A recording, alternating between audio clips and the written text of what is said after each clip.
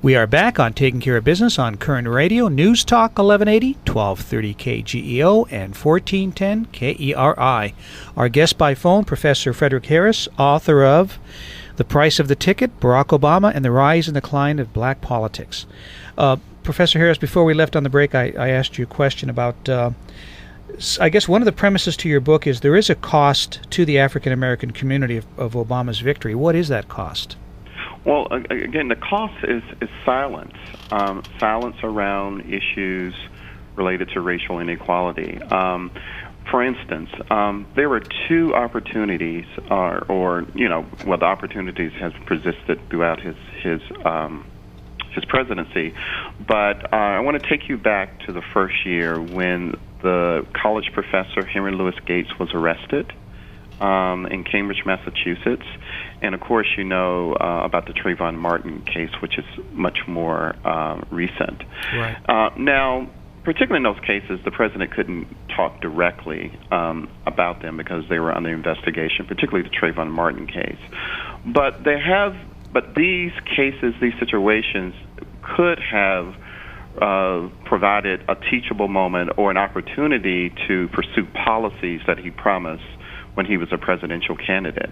But as a result, particularly as particularly conservatives are aggressively opposing him on every end, many feel that, well, you can't pressure Barack Obama on these issues because this gives a fodder for the right to undermine his presidency. I would argue they're doing it anyway, and so it doesn't have to take this particular issue. And so, again, the huge price to this is that we haven't had a discussion, policy discussions, philosophical approaches about what is the best way to tackle the persistence of racial inequality, or why is it that we can't hold the president's feet to the fire on issues of criminal justice reform, or why can't we talk about why is it that the policies, the universalist approach to policies, aren't really dealing with issues about the persistence of high levels of unemployment and poverty within Black and Latino communities. This is the price. The price is silence around these issues. So at a period you have this apex of Black political empowerment, where you have, for the first time, a person of African descent sitting in the White House. That president is responding in a way that don't encourage these discussions or a way to pursue these policies. Professor Harris, I appreciate the conversation, since I think the three of us would probably disagree on a lot politically, but I have a question for you just in response to your Trayvon Martin comment. We haven't commented on it on the air, and one reason I haven't, excuse me, is because I'm a firm believer in the process, and it's, let the process, continue, let him have his day in court. And then from there you can see if the process was correct or not, and if something needs to be done.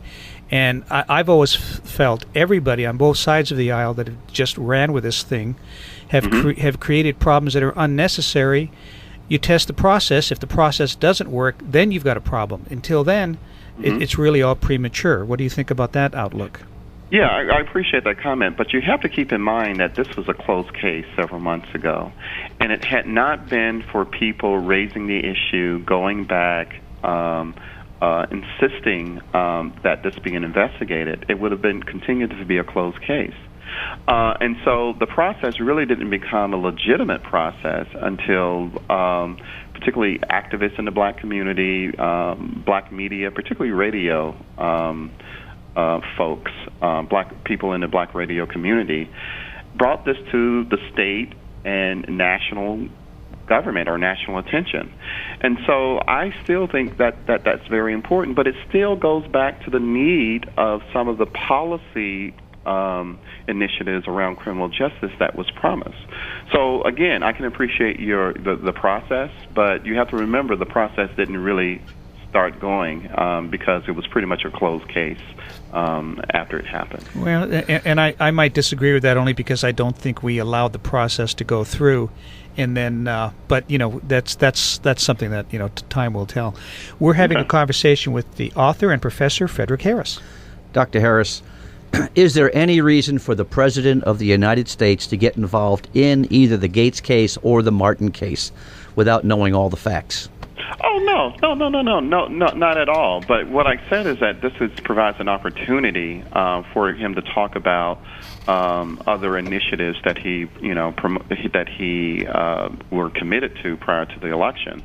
So, yes, there are questions about sort of an ongoing, conversation. He shouldn't have probably said, the Cambridge police acted stupidly.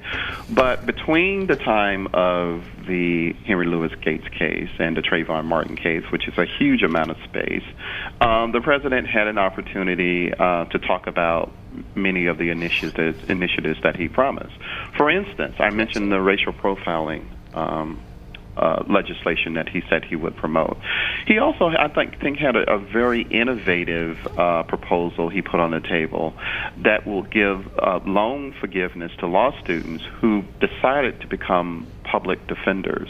Why? Because he thought, and I agree with him on this, that you need to increase the number of qualified public defenders for people who have been accused of a crime. And so to sort of balance the scale within the criminal justice system, the president hasn't talked about that since. And so while these are separate cases, and he should have not have perhaps intervened, and even in the second case, he didn't really intervene. I think he got the Justice Department did intervene in the Trayvon Martin case. If I had a son, he'd look like Trayvon? Trayvon. Trayvon? Yeah, there was a note of sympathy. And mostly because he was pressured to say something. I would have, from my perspective, I would have talked about the need for policy reform more generally, and not have spoken specifically on that case. But that's what the president had chosen to do. Well, the other thing, he goes around bowing to kings and apologizing all around the world. Mm-hmm. I don't understand this. He has done more to divide race in this country than anybody has ever done in the world, as far as I'm concerned. Wow, you have a short vision of history. Because I'm not that old. Maybe that's why. Years and slavery and segregation. And presidents who were members of the Ku Klux Klan. So I wouldn't surely put that accusation on the current president. Well, since I've been alive, let's change that then. Well, and that's been quite a while between, let's see, 1865 was the end of the Civil War, so you've been alive majority of that time, Clay. Yeah, you do remember Strom Thurmond. Yeah, that's right. Who was a white supremacist. We're just talking about, you were around during the 1960s, weren't you? Yes, he was. The great Southern senators of Mississippi and Georgia, and who were rabid racists. So, Well, we had come a long way until this presidency. Well, and not to change the subject, but I do have another question for you in one of your other books. Okay. Something within religion and African American political activism. Yes. And the subtitle of that was How Afro-Christianity Encourages Political Activism Among African Americans. Mm-hmm. And I totally agree with that, but I've never heard anybody in the African American community say that. Can you? And I like that statement. Can you explain that statement? Well, it's such a natural occurrence. It's almost common sense, and it mostly because of history, as I talk about in the book.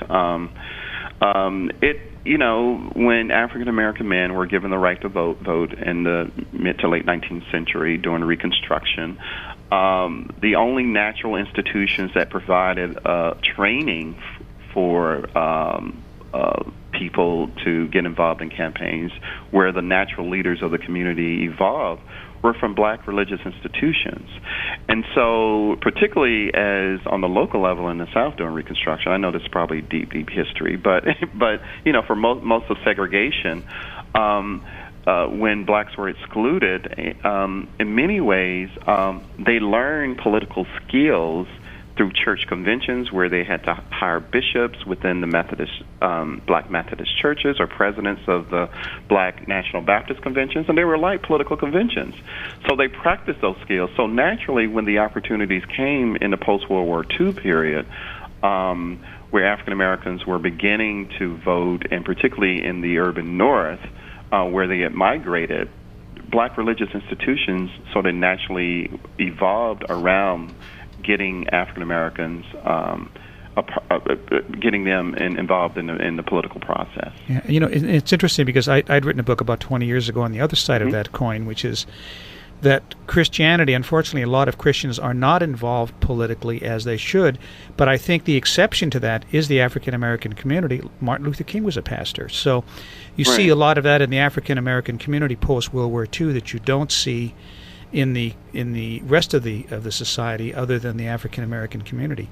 Unfortunately, we've got about 25 seconds left, but I would love to have you back, Professor Harris. I'd love to have you come back. This is a tough crowd. And I can air some of my frustrations.